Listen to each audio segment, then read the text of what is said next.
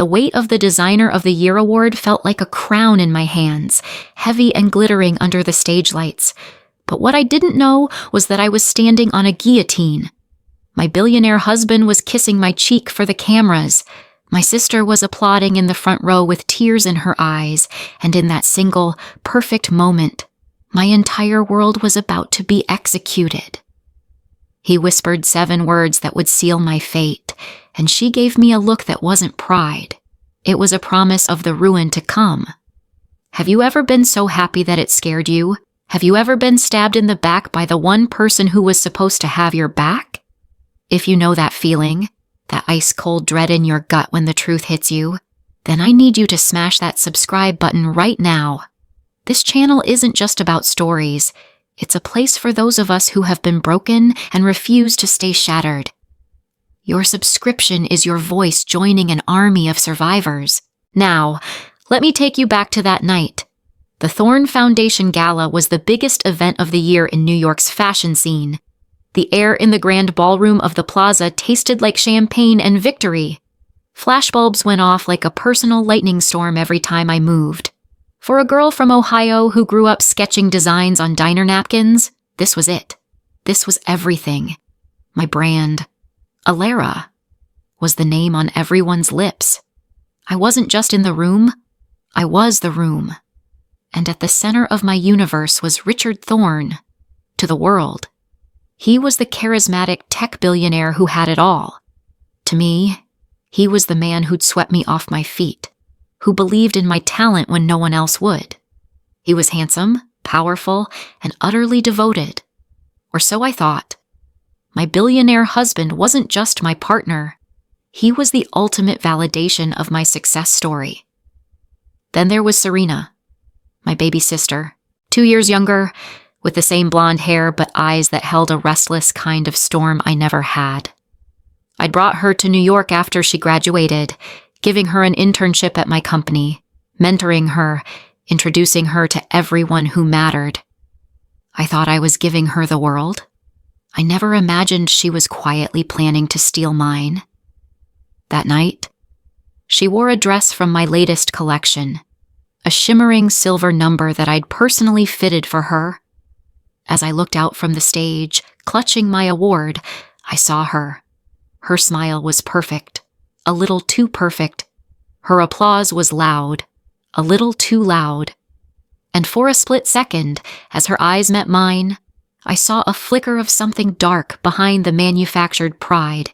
It was a look of raw, ugly envy, so intense it felt like a physical blow. A look that said, "This should be mine." I shook it off. It was just the pressure of the night, I told myself.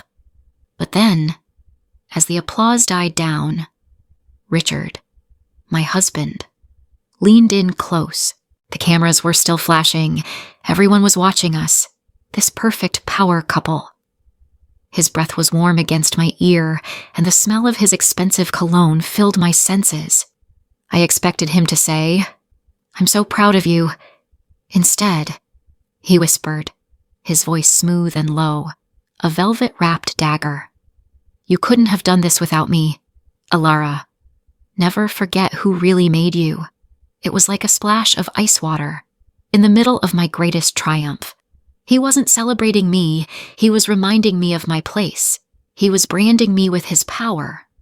I forced a smile for the cameras, my heart suddenly beating a frantic, panicked rhythm against my ribs.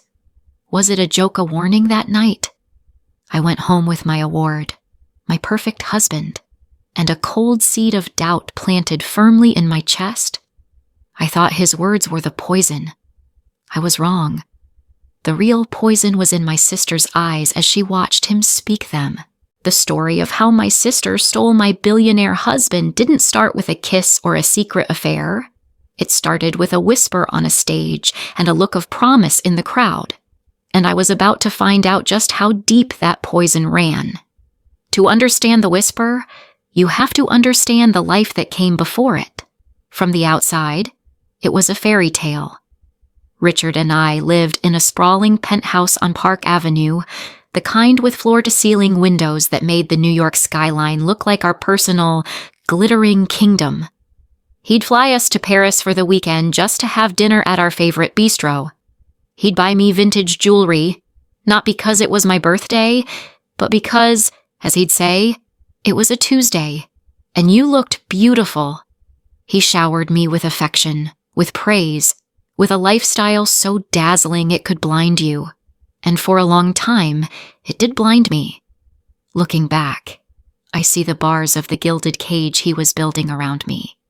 They were subtle, disguised as acts of love. He didn't just buy me clothes. He'd have his stylist send over racks of pre-approved outfits, gently steering me away from things he deemed not my brand.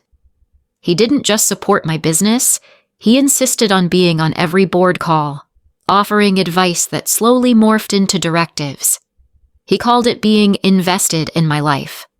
I see now that he was a C-suite executive, and I was his most prized acquisition. He loved my success, but only when he felt he was the one controlling it. And in this perfect world, I had my sister, Serena, right by my side. When I brought her to New York, I saw my younger self in her, that same hunger, that same wide-eyed ambition. I wanted to give her all the shortcuts I never had. I put her in a chic apartment downtown, paid for by the company. I fast-tracked her from an intern to my personal assistant, and then to a junior designer. She was in every meeting. She saw every sketch. She knew every password to my life, both professional and personal. I'd share my frustrations with her, my dreams, my deepest insecurities. I treated her not like an employee, but like the other half of my soul. I'd tell Richard, Serena is my legacy, too. Everything I build is for her to share. He would just smile, a strange, knowing look in his eye, and say, Of course, darling. Family is everything. He was right about that. I just didn't realize he was already making her his family, not mine. The cracks started to show with a project that was my entire heart. I called it the Aura Collection. It was more than just fashion. It was a tribute to our mother, inspired by the muted, earthy colors of the Ohio landscape where we grew up. It was deeply personal, a departure from the high glam aesthetic my brand was known for. It was risky, innovative, and I poured every late night, every ounce of my creative energy into it for over a year. Serena was there through it all. She organized my mood boards, sat with me as I draped fabric on mannequins until 3 a.m., and listened as I spoke about what each piece meant. She knew this wasn't just another collection. This was my masterpiece. Richard seemed supportive, at least on the surface. He'd walk into the studio, kiss my forehead, and praise the initial designs. Brilliant. Alara, absolutely brilliant. This will redefine everything, he'd say. But his compliments were always followed by questions about profit margins, about marketing angles, about how we could leverage Serena's growing social media presence to promote it.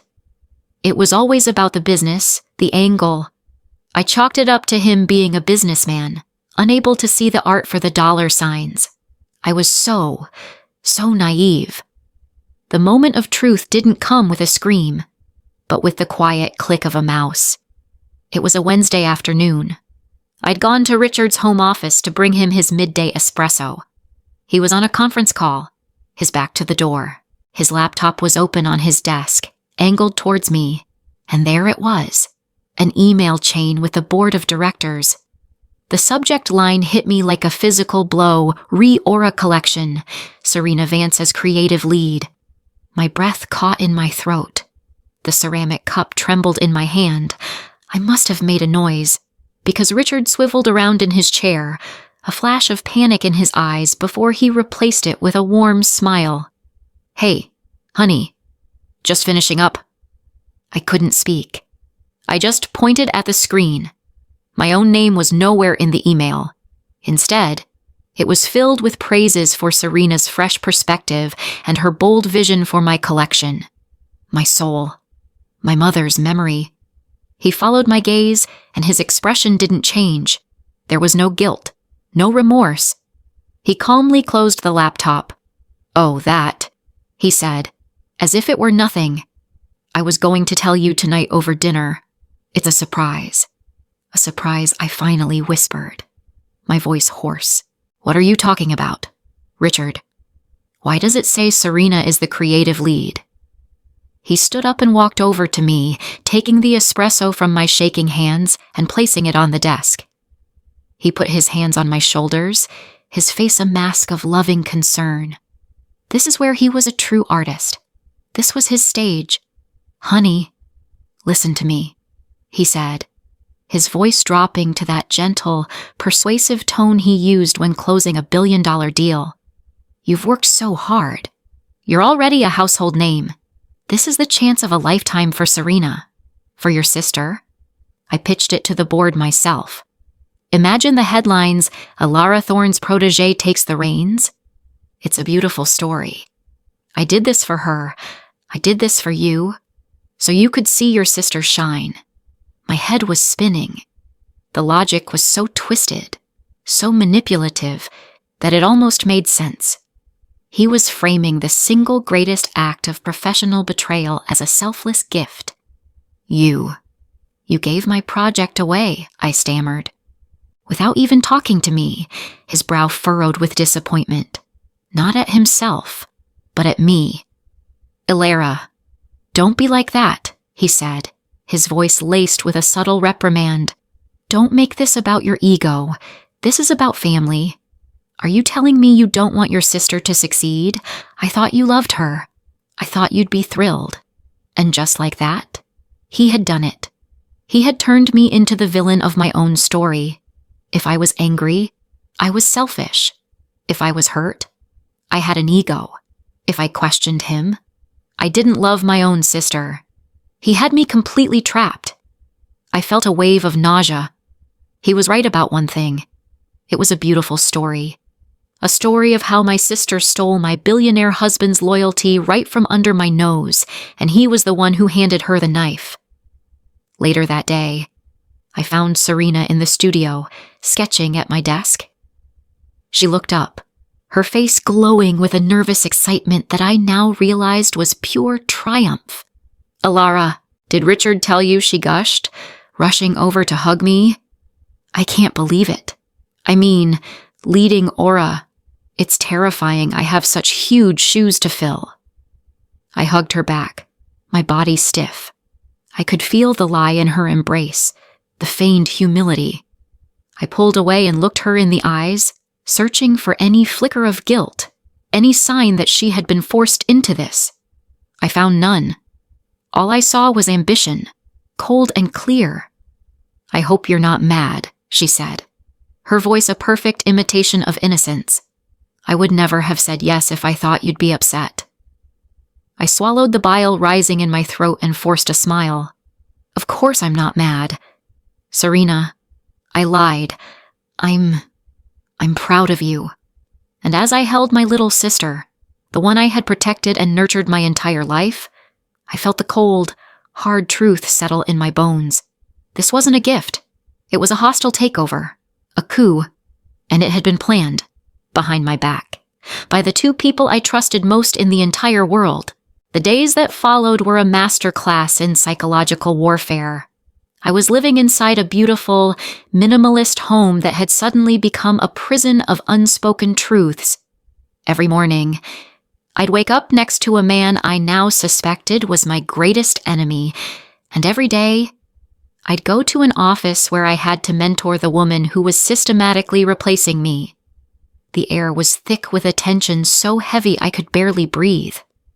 I was playing the part of the supportive wife and the proud sister, a role that was shredding my soul, one fake smile at a time. Richard was sickeningly attentive. He'd bring me flowers, book reservations at my favorite restaurants, and talk endlessly about how proud he was of me for being so generous and mature about Serena's promotion. It was a disgusting performance. He was laying the groundwork for his defense, creating the public image of a doting husband to a brilliant but perhaps emotionally unstable wife, just in case I decided to snap. He wasn't showing me affection. He was building his alibi. Work was even worse. Serena would come into my office, her face a perfect mask of sweet, overwhelmed innocence. "Ilara, I'm so stuck on the color palette for the winter line of Aura.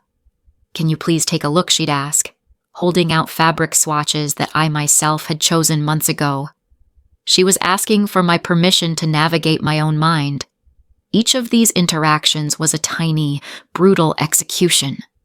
They were testing me, seeing how much I could take, how long I would play along with their sick little game. I felt like a ghost haunting my own life, watching as they redecorated the rooms and rewrote my future. I started to unravel. Sleep became a stranger. Food tasted like ash. I found myself scrolling through old photos of us, Richard and me, in Italy.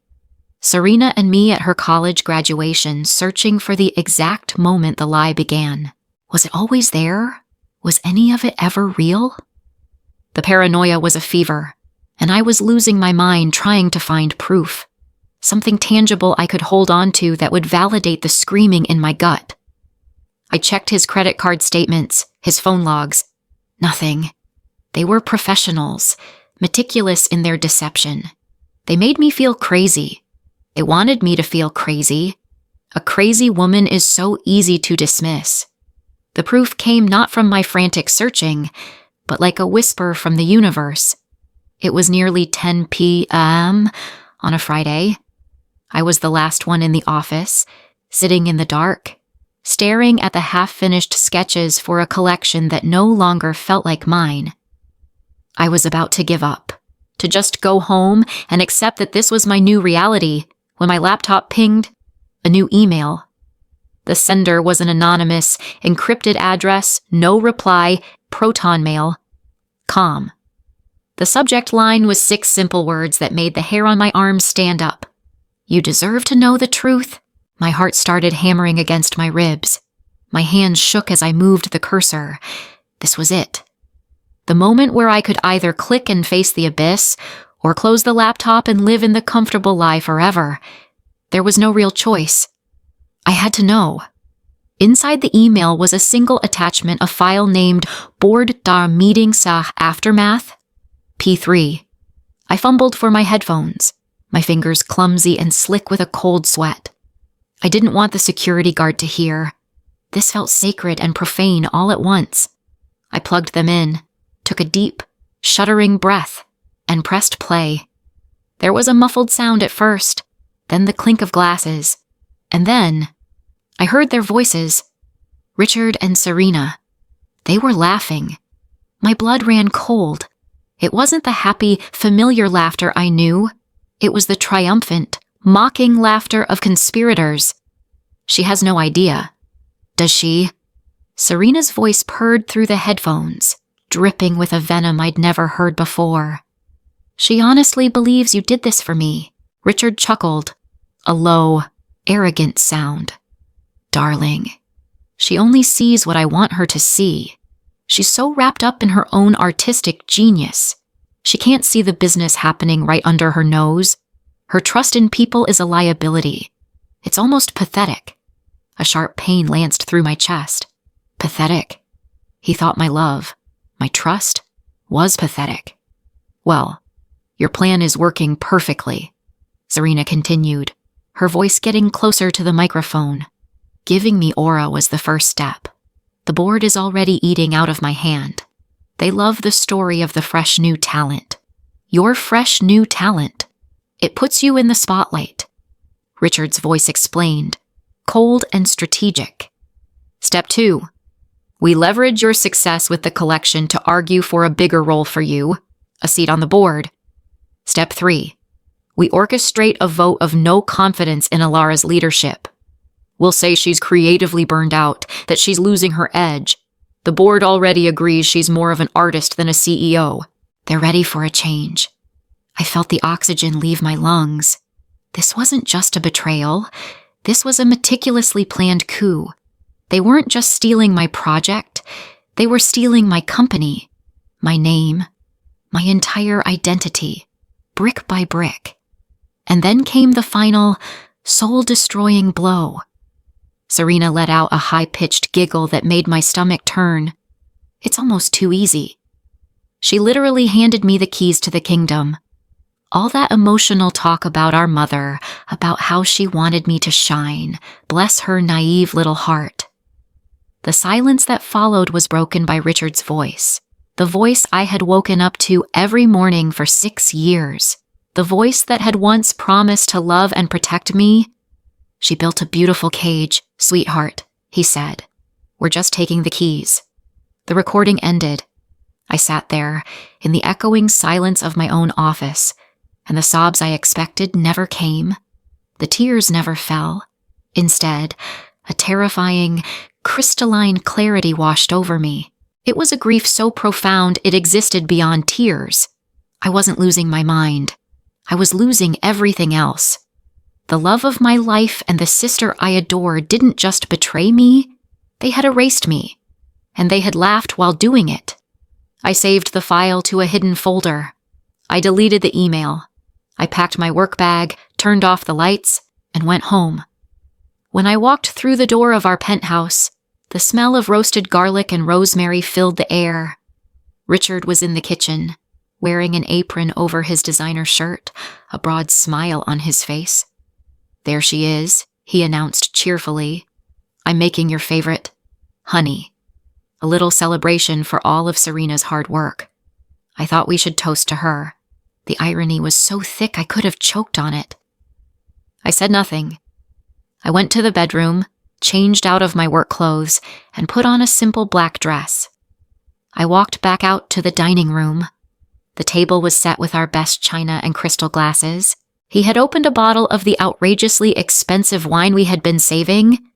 He was putting on the performance of a lifetime. He pulled out my chair, and I sat down. He poured the wine. He served the food. He talked about his day, about a deal he had closed, about a vacation he wanted to take us on. He was a perfect stranger, speaking a language I no longer understood. I let him talk, nodding occasionally, my heart a frozen block of ice in my chest. When he had finished his monologue, he raised his glass. To the future, he said, his eyes gleaming, and to family. I didn't raise my glass.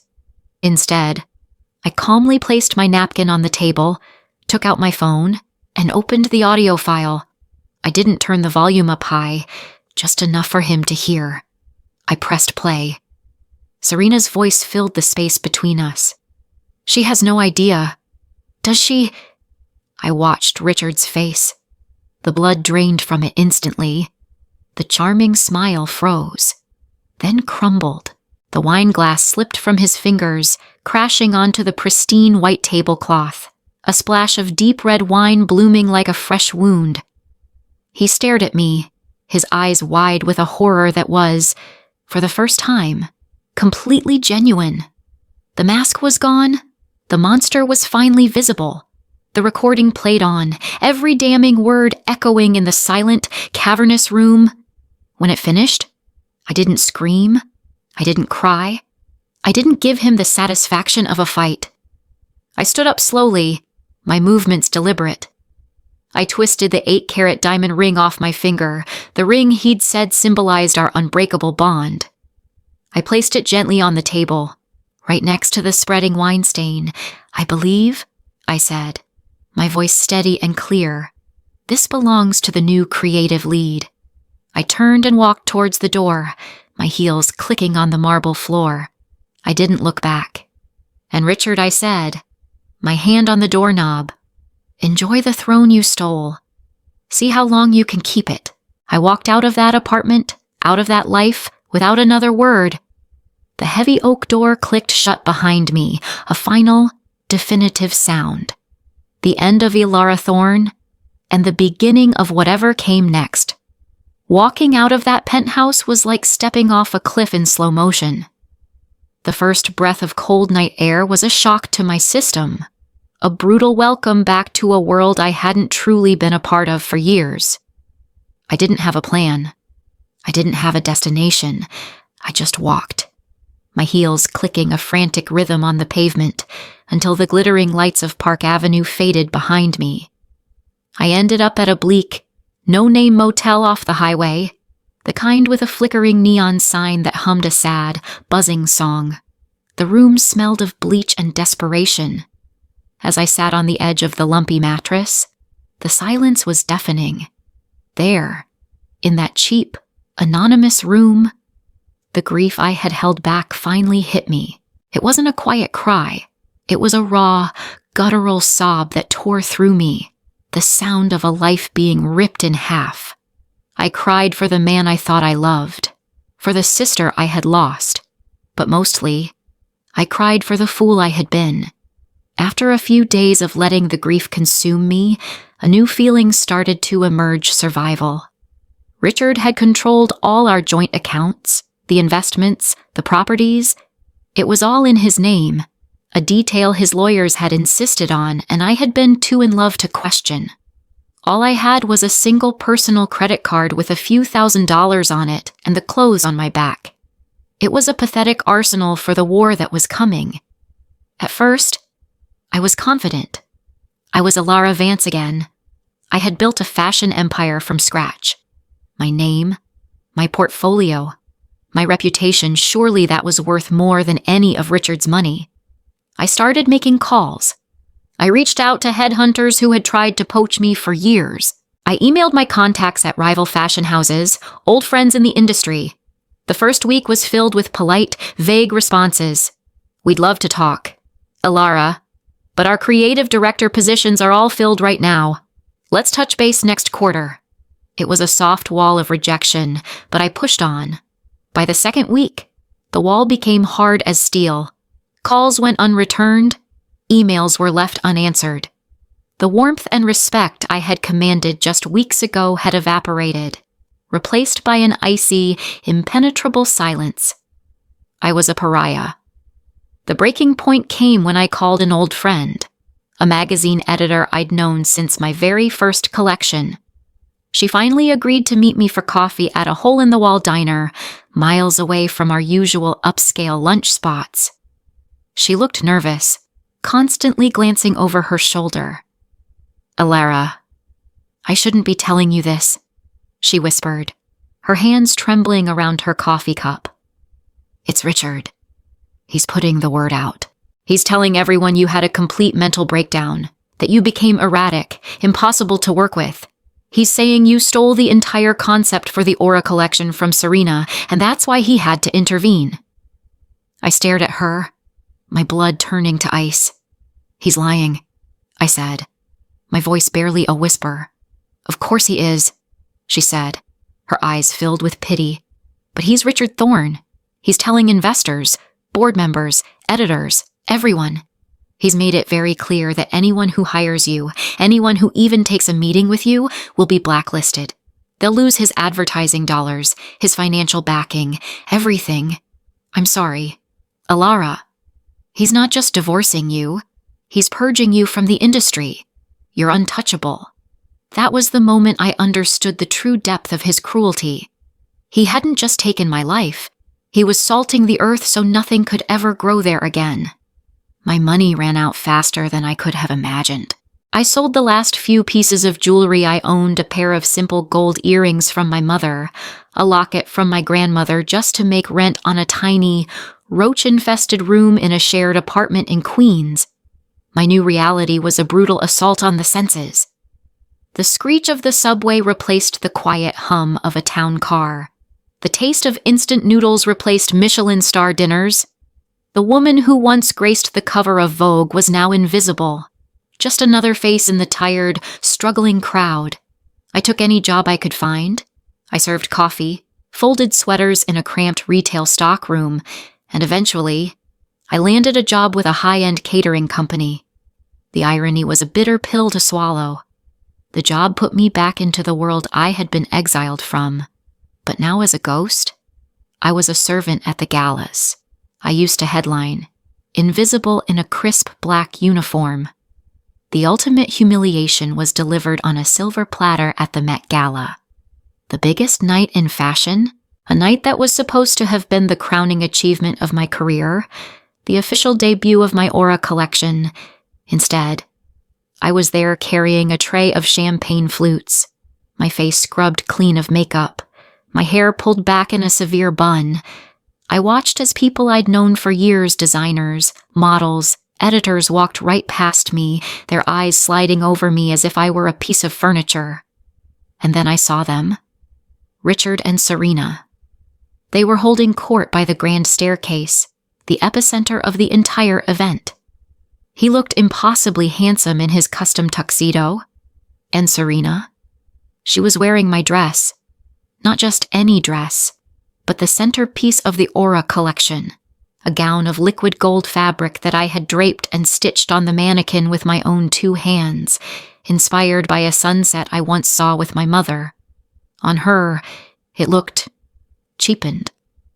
She was basking in a light she hadn't earned, a thief masquerading as a queen, my sister, the star of the night, wearing my soul.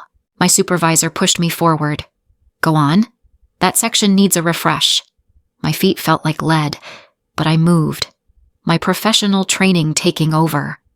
As I approached their circle, Serena's eyes landed on me. For a moment, there was a flash of genuine shock.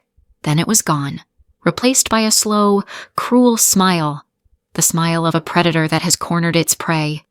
Well, well, she said, her voice loud enough for everyone around them to hear. Alara, is that you? Oh, honey, look at you. Her voice dripped with a sticky, fake pity that made my skin crawl. Richard just watched, his expression cold and unreadable, a silent accomplice to the execution. I kept my face blank, holding the tray steady. Champagne, I asked, my voice flat. Serena picked up a glass. Our fingers brushed, and I flinched. She took a small sip, her eyes never leaving mine. Then, with a small, deliberate jerk of her arm, she stumbled, knocking the glass from her own hand and sending the entire tray of drinks crashing down the front of my uniform. Champagne and shattered glass cascaded onto the floor. Oh, clumsy me, she gasped, her hand flying to her mouth in a perfect imitation of surprise. A few people around her laughed. The cold liquid soaked through my cheap uniform, sticking to my skin. I stood there, frozen in the middle of the most glamorous party in the world, dripping in champagne and shame. I could feel dozens of eyes on me, phones being subtly raised to capture the moment. The great Alara Thorne, brought so low, but in that moment, something inside me shifted. The grief, the despair, the fear that had been my constant companions for months. It all burned away. In its place, a cold, hard rage began to glow. I looked past Serena's fake apology and met Richard's gaze. I saw the flicker of satisfaction in his eyes. This is what he wanted, my total and utter annihilation. As a security guard began to escort me towards the service exit, I held my head high. They thought they had broken me. They thought they had won. Standing there, soaked in their victory, I didn't feel broken. I felt forged. In that fire of public humiliation, my new purpose was born. This was no longer about survival. It was about revenge, and I would burn their entire world to the ground. After the Met Gala, the shame was supposed to swallow me whole. That was their plan. I was supposed to crawl into a hole and disappear, another tragic headline in the New York gossip pages. But as I stood in my tiny apartment that night, peeling the cheap, champagne-soaked uniform off my skin, I didn't feel shame. I felt an eerie, clarifying calm. The last of my grief had been burned away in that flash of public humiliation, leaving behind something hard and sharp and unbreakable. They had pushed me to the absolute bottom, and in doing so, they had made a fatal mistake. They had given me nothing left to lose. I didn't quit the catering job. In fact, I became their best employee. But my purpose had changed. I was no longer just serving food. I was a spy in the enemy's camp. These galas, these exclusive parties, were the battlefields of the rich and powerful. I listened to the whispers behind manicured hands. I learned who was acquiring whom, whose company was struggling, whose reputation was on the verge of collapse. I moved through these gilded rooms like a ghost, gathering intelligence, studying the power dynamics, and filing every detail away. My mind, once filled with fabric textures and color palettes, was now building a war map. About a month after the gala, the entire catering company was buzzing with a nervous energy I hadn't seen before. The source of it was one named Julian Sterling. The staff spoke about him in hushed, intimidated tones. They called him the architect, a reclusive tech billionaire who had recently pivoted, launching an investment firm called Sterling Ascend that was aimed at disrupting the luxury goods market. He was notoriously demanding, a perfectionist with zero tolerance for incompetence, and he had hired us for the launch party of his new venture. The contract was massive, and the fear of failure was palpable. The night of the Sterling Ascend party was nothing like the gaudy fashion galas I was used to. It was held in a stark, minimalist art gallery in Chelsea. The decor was all chrome, black marble, and glass. The energy wasn't frivolous. It was charged, serious, and brutally efficient. It was a perfect reflection of the man himself. I saw him for the first time an hour into the event. He wasn't working the room like Richard would have, with a dazzling smile and a firm handshake for everyone. Julian Sterling stood near the edge of the crowd, observing. He was tall and severe, dressed in a simple, exquisitely tailored black suit that seemed to absorb the light around him. He didn't schmooze. He didn't perform. He watched everything with cold, analytical eyes that missed nothing. He had an aura of quiet, absolute power that made him the undeniable center of gravity in the room. He was the most intimidating man I had ever seen. The main event of the evening was the unveiling of a smart couture gown, a project funded by Sterling Ascend that integrated fiber optic technology into the fabric. A model was scheduled to walk a runway in the center of the gallery, a dramatic showcase of Sterling's vision for the future of fashion. Minutes before the show was set to begin, I was clearing trays near the backstage area when I heard a panicked hiss. "It's broken. The whole zipper is shredded." I peered through a crack in the curtain. Chaos. The lead designer was on the verge of tears. The event coordinator was speaking frantically into her headset. The model stood there, half-dressed in a multi-million-dollar gown that was completely unwearable. A delay of even 5 minutes would be a catastrophic failure in front of a room full of investors and press. It would be a direct reflection on Julian Sterling's promise of flawless execution. And in that moment, something inside me, an instinct I thought was dead and buried, roared to life. I saw the problem. I saw the panicked, useless fumbling of the so-called professionals. And most importantly, I saw the solution. I didn't think. I acted. I placed my tray on a nearby table, walked calmly past a frantic security guard, and entered the backstage chaos. "Give me a sewing kit in 5 minutes," I said. My voice wasn't loud, but it cut through the panic with an authority that made everyone freeze and stare at the anonymous caterer in their midst.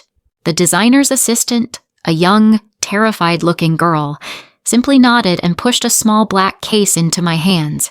"Everyone out," I commanded, my voice leaving no room for argument. "I need to concentrate." Miraculously, they listened. In the sudden quiet, it was just me, the model, and the broken dress. My hands, which had grown accustomed to the weight of serving trays, felt the familiar thrill of creation. The zipper was a lost cause, a cheap piece of hardware that had no business on a gown of this caliber. I snipped it away with a pair of small scissors, working with a speed and precision that felt like muscle memory. I took a silk ribbon from the designer's kit and began weaving it through the back of the dress, fashioning a hidden corset closure. It was a technique I had developed for my own collections, one that was far more secure and elegant. It wasn't just a repair. It was an improvement. In under 4 minutes, the dress was secure, the model was ready, and the design was arguably more beautiful than before. I faded back into the shadows just as the coordinator rushed back in, her eyes wide with disbelief. I didn't see what happened next. I simply went back to my job, my heart beating with a purpose I hadn't felt in a year. The show went off without a hitch. The dress was a sensation. I kept my head down, collected empty glasses, and prepared to fade back into my miserable life in Queens. As the party was winding down and the staff began the cleanup, a man in a dark suit approached me. He was built like a bodyguard and had a serious, unsmiling face. "Ma'am, Mr. Sterling would like to see you." My blood ran cold. Was I in trouble for going backstage? For touching the dress, I followed him in silence, my mind racing. He led me away from the party, up a glass staircase to a quiet, minimalist office overlooking the gallery. Julian Sterling was standing by the window, his back to me. "Leave us," he said to the bodyguard, his voice a low baritone. The door clicked shut, and he turned to face me. His eyes were even more intense up close, a piercing gray that seemed to see right through me. He didn't offer me a seat. He didn't waste time with pleasantries. "The gown," he said, his voice flat and direct. The original zipper was a cheap, inefficient choice for that particular composite fabric. Your impromptu corset solution was structurally superior and, from a design perspective, aesthetically more interesting. "Who are you?" I was so taken aback by his blunt perception that I could only manage the truth. "My name is Alara Vance." I didn't say Thorne. That name was dead to me. He gave a single, sharp nod, his gaze unwavering. There was a flicker of something in his eyes, not pity, not curiosity, but recognition. He didn't ask about my uniform. He didn't ask why a woman with my skills was serving drinks. He saw the talent, not the tragic circumstance. He saw the architect, not the ghost. He walked to his vast, empty desk and picked up a thick, black business card. He slid it across the polished surface towards me. "I am acquiring a portfolio of struggling fashion tech startups," he stated, as if discussing the weather. "They have potential but lack vision. They lack a creative lead with your specific problem-solving skills. My office, tomorrow morning, 9 don't be late." He turned back to the window, a clear dismissal. I stood there for a moment, stunned into silence. I picked up the card. The heavy stock was cool to the touch. The lettering was stark and simple. Julian Sterling, CEO, Sterling Ascend. Holding that card, I walked out of the gallery and into the cool night air. It felt heavier than a piece of paper. It felt like a key. Or maybe, just maybe, it was a weapon. I walked into Julian Sterling's office at precisely 9 The next morning, the space was like the man himself, vast, silent, and intimidating, with a single black desk and a wall of glass overlooking the city. He didn't waste time on pleasantries. He gestured for me to sit, his face unreadable. "I've reviewed your public-facing portfolio," he began, his voice a low monotone. "And I've conducted my own due diligence. Alara Vance, founder of Alara, which was acquired by and folded into Thorne Inc. After your marriage to Richard Thorne, you were the creative engine of that company. Since your departure, their innovation has stalled, and their stock has become volatile. Am I missing anything he already knew? He knew who I was, what I'd lost, and who had taken it. He wasn't offering me a job out of pity. He was making a strategic investment. What do you want from me, I asked, my voice steady. I want your talent, he said simply. I provide the capital, the infrastructure, and absolute anonymity. You provide the vision. We will build a new brand, from the ground up. It will be a ghost in the industry until it's too big to ignore. No one can know you are involved. You will be the architect. I will be the public face. For now, are you in? It was a deal with the devil, maybe, but a devil who saw my value, not my vulnerability. a devil who wanted to give me a sword, not a handkerchief. "I'm in," I said. We shook on it, our handshake feeling less like an agreement and more like the arming of a weapon. Our relationship wasn't personal. It was a silent alliance, a partnership forged in the ashes of my old life, built on mutual respect and a quiet, shared understanding that the best revenge is not loud, but lethal. We called the new brand Phoenix. For the next 2 years, I disappeared. Julian set me up in a secret, state-of-the-art design studio in a nondescript building in the meatpacking district. My world shrank to the 4 walls of that studio, and I had never felt more free. All the pain, the rage, the humiliation, I channeled every ounce of it into my work. Unchained from Richard's commercial demands and Serena's shallow understanding of fashion, my creativity exploded. I designed with a ferocity and an authenticity I hadn't felt in years. Phoenix wasn't about trends. It was about telling a story. It was about strength, resilience, and the beauty that comes from being broken and putting yourself back together. And the world was listening. Phoenix became an underground sensation, then a mainstream phenomenon. We launched with a single, anonymous collection online. It sold out in hours. Fashion magazines and blogs were obsessed, hailing the arrival of a brilliant, mysterious new designer. The brand was praised for its quiet luxury, its impeccable craftsmanship, its soul. Everyone was asking the same question: who is behind Phoenix? While I was silently building an empire, Serena was loudly dismantling one. Her Instagram was a train wreck of ostentatious wealth. She posted pictures of herself draped in diamonds on private jets, pouting with a dozen shopping bags from brands that were now considered our rivals. She became a caricature of the vapid, out-of-touch billionaire's wife.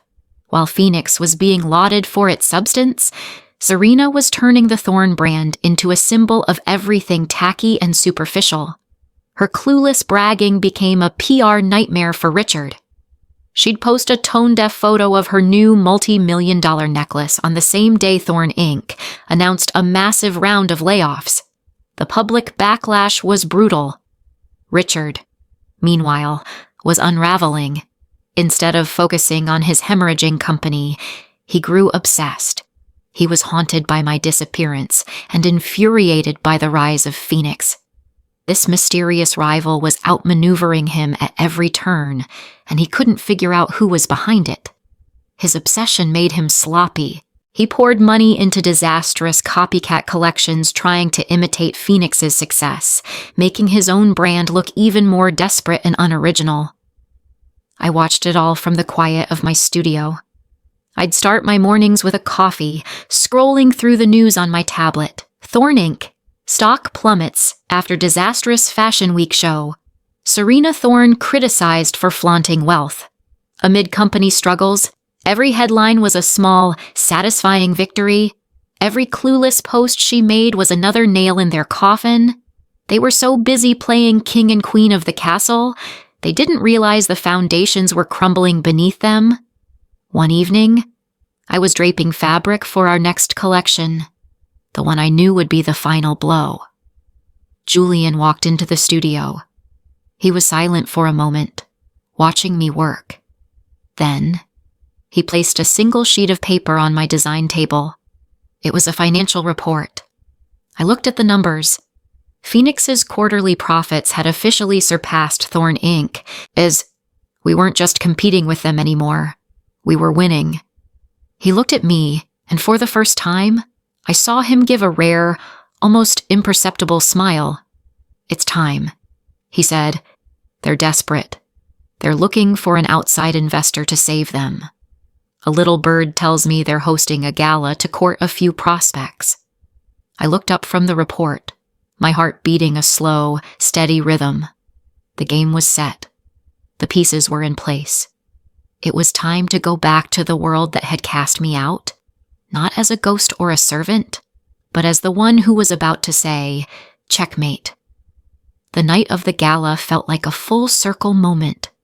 2 years ago, I had been escorted out of a party like this, soaked in shame.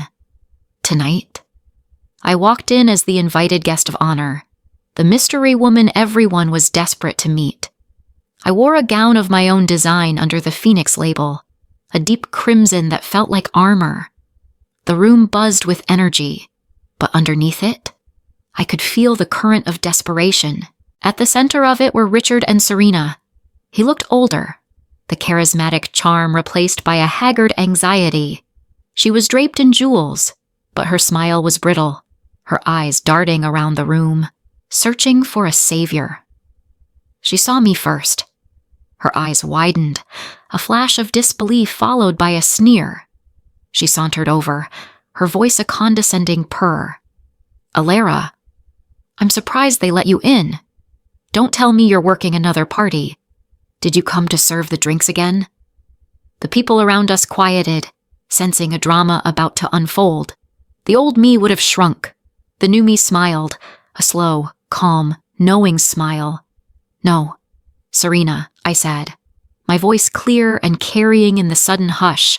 "I'm not here to serve the drinks. I'm here to buy the bar." Her face froze.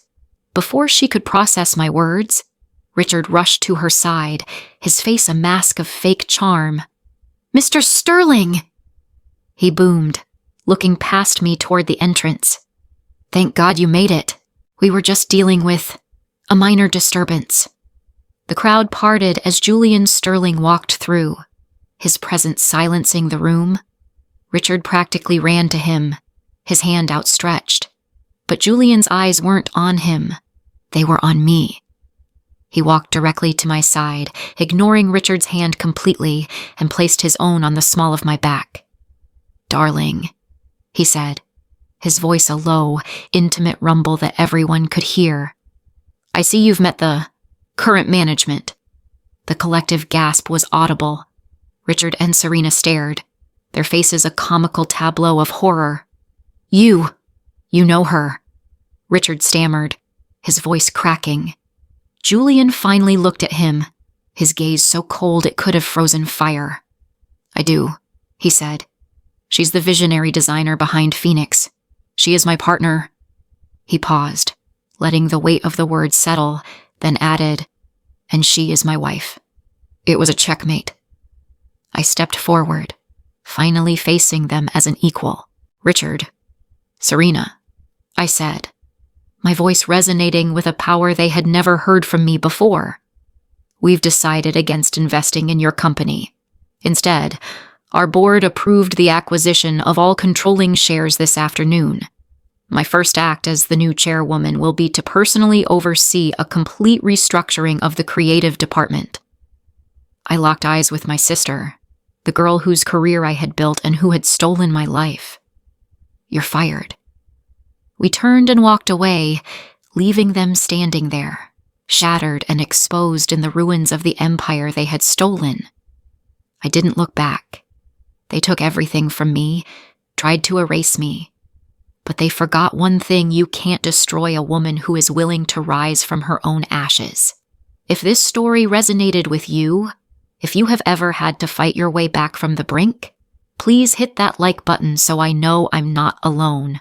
Let me know in the comments what you would have done in my shoes. Your stories give me so much strength. And most importantly, if you believe that our deepest wounds can become our greatest strengths, hit that subscribe button and join this community. This is our place to prove that the best revenge isn't just living well, it's building a damn empire. Thank you for listening.